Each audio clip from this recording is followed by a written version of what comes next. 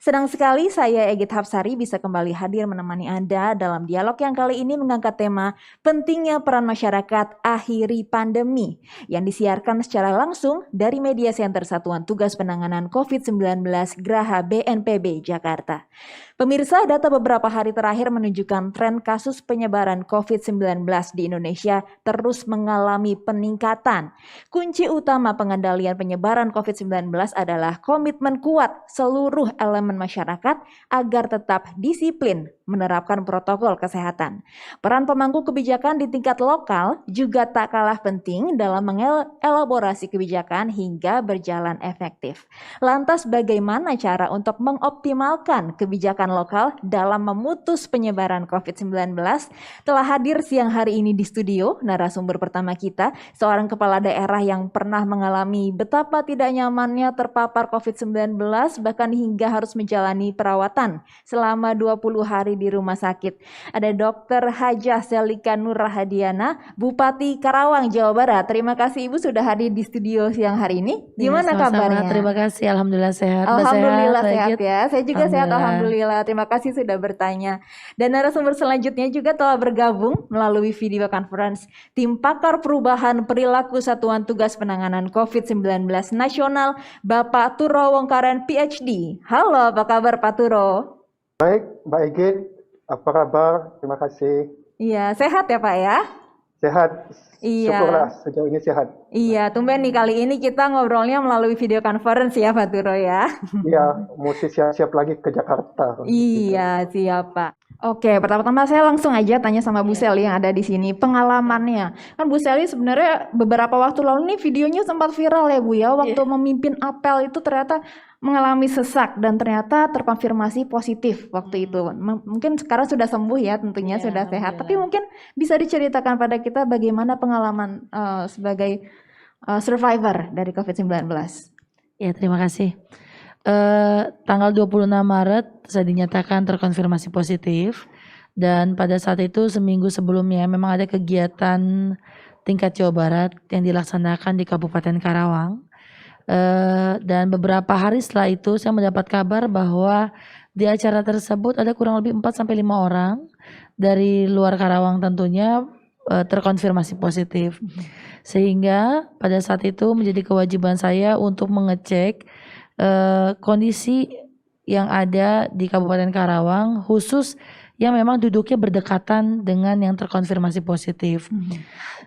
Pada waktu itu kan memang tidak bisa secepat mungkin ya. Jadi saya waktu itu pengajuan hari Rabu untuk dilakukan swab test dari Kementerian Kesehatan ya, di Labkesda Kementerian Kesehatan. Dan pada saat itu dilakukan 2 hari setelahnya, tanggal hari Jumat kalau nggak salah, kami melakukan swab test kurang lebih sekitar 14 orang ya, 14 orang, karena ketika saya telepon satu-satu, kebetulan yang duduk yang berdekatan dengan terkonfirmasi positif itu adalah para ASN saya di tingkat eselon 2, dan memang kondisinya dari sekitar 5 orang itu 4 orang dalam keadaan tidak enak badan. Ada yang bahkan 1 orang ini sudah dirawat di rumah sakit dengan keluhan panas dingin, jadi demam, keluhan sakit kepala, dan 3 orang lainnya memang sempat 2 hari berturut-turut ke klinik karena mengeluhkan kondisi yang tidak nyaman pada tubuhnya. Nah, hari Jumat kami diperiksa dan kami memberikan kesempatan kepada yang pada saat itu hadir. Jadi diri saya dan juga teman-teman yang hadir diprioritaskan yang utama, sehingga tidak termasuk keluarga, karena saya di gelombang pertama diprioritaskan yang terindikasi ada gejala dan memang pada saat itu hadir dalam acara tersebut. Nah, dari 14 sampling yang diambil, 7 orang dinyatakan positif. Dan kami dilakukan dan kami disarankan oleh pusat untuk melakukan swab test kontak erat di gelombang yang kedua, karena kan waktu itu baru banget ya, tanggal 26 Maret itu kan baru-baru lah, jadi sangat kaget dan sangat bingung gitu loh, mau ngapain, harus gimana dan lain seperti apa. Nah, pada saat itu jujur sebenarnya tidak bergejala. Jadi gejala saya itu hanya sakit seluruh tubuh saya, termasuk sakit kepala yang belum pernah sempat saya rasakan. Alhamdulillah selama ini sehat ya, belum pernah saya sakit kepala seperti itu, disertai badan yang memang linu-linu sekujur tubuh saya. Tapi memang 2 hari setelah itu saya mohon maaf mendapat menstruasi. Jadi saya pikir apakah ini gejala mau datang bulan, Menstruasi tapi gitu ya. juga datang bulan juga selama ini nggak pernah seperti ini. Makanya saya selama 2 hari itu dipijit setiap hari oleh ya ada mbak saya dipijit. Karena masih positif thinking Masih ya. positive thinking, insya Allah kita nggak kenapa-kenapa. Iya. Nah, singkat cerita ternyata saya positif. Nah, dalam waktu jeda nunggu hasil, karena saya khawatir ada yang positif, akhirnya saya pakai masker itu sampai 3 rangkap teh. Jadi kita pakai masker 3 rangkap. Jadi saya tidak ada demam, tidak ada batuk, nggak ada pilek, nggak ada gangguan pernafasan. Nah, pada saat apel itu memang semenjak itu kan beberapa waktu yang lalu ya sudah kita protapkan bahwa kegiatan harus di lapangan, harus di tempat terbuka sambil berjemur, itu udah memang sudah dilakukan. Nah, karena memang maskernya bertumpuk-tumpuk karena ada kekhawatiran ya para parno ya teh ya. Memang ketika acara itu jam 10 kalau nggak salah pelantikan kepala desa, saya sambil berjemur, terus kita pengap ya. Memang ada satu waktu kok saya merasa kok rada pusing nih. Apakah karena terik matahari, masker yang sangat berlapis-lapis, akhirnya saya membatukkan diri. Jadi saya buka membatukkan diri saya dan ya akhirnya viral. Iya, dan ternyata positif ya, dan juga Positif. sempat dirawat 20 hari ya. Nah ini kan mungkin Bu Sally ini kan mengalami sendiri bagaimana COVID-19 ini menyerang tubuh Bu Sally sendiri dan bagaimana perjuangan Bu Sally untuk sembuh. Nah dari pengalaman ini terpengaruh nggak Bu dengan kebijakan-kebijakan yang Bu Sally terapkan di Karawang terkait dengan penuntasan atau pemutusan penyebaran COVID-19? Ya, pastinya ya. Jadi selama 20 hari saya langsung berkoordinasi di dalam pun dengan Dinas Kesehatan dan dengan para muspida. Karena saya merasa bertanggung jawab karena itu adalah awal mula di Kabupaten Karawang klaster pertama di klaster HIPMI pada saat itu acara HIPMI Jawa Barat, dan di gelombang pertama sudah ada 7 orang yang terkonfirmasi positif. Artinya saya pada saat itu meyakini bahwa dari 7 itu berkembang total 40 orang. Sehingga pada saat itu kita memang harus mempersiapkan semuanya. Yang pertama adalah fasilitas kesehatan. Kebetulan ada 3 rumah sakit, 1 rumah sakit kami pemerintah, 2 rumah sakit swasta yang memang baru saja jadi, belum diresmikan. Kami langsung keluarkan kebijakan bahwa Vaskes itu kami gunakan untuk merawat pasien-pasien yang terkonfirmasi positif. Jadi tidak boleh buka untuk umum dulu sementara. Karena nggak mungkin kita mencampur adukan antara penyakit yang umum dengan penyakit COVID yang memang pada saat itu kita juga masih belajar ya, dalam proses pembelajaran. Itu yang pertama. Yang kedua, kami siapkan tenaga medis. Jadi dari mulai tenaga medis, non medis, perawat, sampai bahkan cleaning service, kami jamin mereka untuk mendapatkan semua bentuk fasilitas seperti hazmat ya, APD, masker, N95 ya, dan pokoknya semua, termasuk juga mereka waktu itu kan swab sedikit sulit, jadi kita rapid setiap 1 minggu sekali. Jadi kami termasuk makannya, termasuk juga perhatian lebihnya yang kami berikan pada tenaga kesehatan kami. Dan memang pada saat itu kebijakan kami pemerintah daerah tidak ada yang boleh melakukan isolasi mandiri di rumah. Jadi Semua semuanya harus di fasilitas kami kesehatan.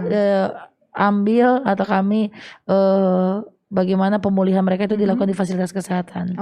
Tujuannya adalah pada saat itu karena saya khawatir pada saat itu progresivitasnya tinggi, khawatir tenaga kesehatan ini kelelahan, akhirnya ini menjadi sesuatu hal yang nggak baik bagi tenaga kesehatan kami. Nah, Oke, jadi ini cukup total juga ya effort yang dilakukan Bu Sally iya, sebagai pemimpin daerah karena iya, sudah mengalami sendiri ya Bu ya. iya, iya, Oke, kita akan bertanya lagi iya. lanjut ke Pak Turo dulu. Siap. Nah, selanjutnya Pak Turo, ini kan stigma negatif COVID-19 ini nggak bisa dipungkiri ya, masih melekat erat ya Pak di masyarakat. Sehingga nih banyak yang merasa sulit nih untuk menindaklanjuti keluhan atau kasus yang terjadi di lingkungan sekitar mereka begitu. Jadi upaya pemutusan penularan ini tuh jadi terkendala juga. Nah, gimana ini kondisi ini Pak Turo? Ya, ini memang sesuatu yang sangat sulit ya, karena stigma itu ada dua. Yang pertama, stigma di dalam diri sendiri pun itu juga penting, karena dia khawatir misalnya kalau ibu atau bapak yang bekerja, dia khawatir bahwa dia kalau ada keluarganya yang sakit, itu dia yang menyebarkan. Jadi self shame gitu ya, agak malu kalau dia ternyata menjadi penyebar. Yang kedua itu adalah stigma yang berhubungan dengan cara masyarakat melihat seseorang itu. Dan ini yang sebenarnya dua-duanya sama-sama menyedihkan karena harusnya nggak ada. Tapi salah satunya dikarenakan nggak cuma stigma yang diberikan oleh orang lain, tetapi juga ketakutan-ketakutan yang dari dalam diri sendiri itu yang banyak. Karena memang tergantung dari wilayahnya tentu ya. Tapi banyak sekarang ini kita sedikit berbeda dengan katakanlah bulan April gitu. Pada waktu bulan April atau pada waktu Bu Sally mendapatkan penyakit ini, itu begitu banyak yang tidak kita ketahui dan masyarakat juga benar-benar sangat menghindari. Tapi sekarang kalau saya lihat pelan-pelan masyarakat sudah mulai membuka, oh ya ini penyakit, oh ya memang ini perlu penanganan medis. Tapi tetap saja at the same time orang yang terkena itu takut kalau sampai dia dinyatakan positif, maka ada berbagai hal yang dia harus selesaikan, yang dia harus kalau boleh dihindari oleh dia. Salah satunya mungkin faktor ekonomi ya, Pak Turo ya. Oh, Kalau ya, saya positif, itu, gimana saya mencari nafkah untuk keluarga gitu mungkin? ya itu salah satu faktor yang sangat penting tuh, karena kalau sampai mereka harus katakanlah yang seperti tadi dikatakan oleh Bu Sally, bahwa mereka itu harus diisolasi di fasilitas kesehatan, ya. Tergantung dari mereka, apakah mereka itu pemimpin rumah tangga itu yang mencari nafkah, ataupun ibu rumah tangga atau bapak yang tinggal di rumah. Nah, siapapun juga itu akan sangat-sangat menyulitkan untuk keluarga mereka kalau sampai terkena COVID. Karena itu mereka sedapat mungkin semacam tutup mata aja lah, ya udahlah pokoknya mudah-mudahan nggak kena, itu aja. Dan memang kalaupun positif ya diterima kenyataannya gitu ya, karena memang pemerintah juga sudah menyiapkan berbagai solusi untuk pasien-pasien yang terpapar COVID-19 ini. Nah Pak Turo, ini lantas gimana nih Pak Turo cara mengubah pola pikir masyarakat supaya lebih termotivasi gitu untuk proaktif dan juga terbuka? Ya, yang pertama kita mesti menyadari bahwa kita ini sebenarnya di dalam perang yang maraton ya. Jadi ini bukan sprint tapi ini maraton. Karena kita nggak bisa berpikir bahwa COVID akan dalam waktu 1-2 bulan. Dan ternyata ini sudah hampir 1 tahun kan ya kita Betul. hidup bersama COVID. Dan ada beberapa indikasi bahwa masyarakat mengalami pandemi fatigue gitu ya, capek. Beberapa orang mungkin pada awalnya sekitar bulan Maret atau April mereka melakukan protokol kesehatan dengan ketat, tetapi lama-kelamaan ya sudahlah, mau apa jadinya, nanti kena ya kena, kalau enggak ya enggak. Nah, kalau ini yang sebenarnya sangat berbahaya gitu, karena salah satunya memang ini kebiasaan masyarakat kita maupun masyarakat dunia pada saat ini ya, yaitu budaya instan kan, instan noodles, kan, mie, super mie atau Indomie atau segala macam mie yang bisa jadi cepat atau apapun yang jadi cepat. Nah, ini termasuk juga di dalam kalau dapat penyakit ya sembuh cepat gitu lah. Ya nggak apa-apa dapat penyakit tapi sembuhnya cepat.